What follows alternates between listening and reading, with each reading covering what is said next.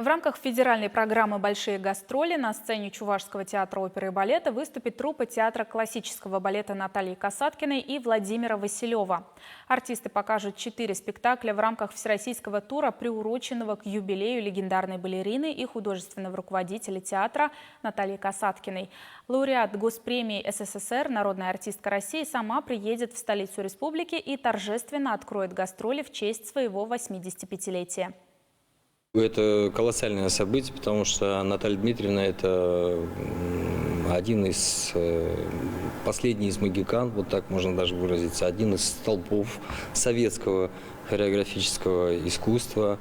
Это человек, на работы которого в свое время очень многие ориентировались, и работы которого вместе с Василевым они производили революцию. Труппа театра уже завоевала любовь чебоксарской публики, показав на одном из балетных фестивалей свой знаменитый спектакль «Весна священная».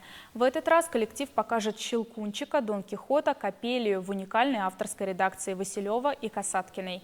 Кроме того, зрители смогут увидеть вновь восстановленный балет «Сотворение мира», который в 70-х годах прошлого века произвел фурор в мировом балетном искусстве.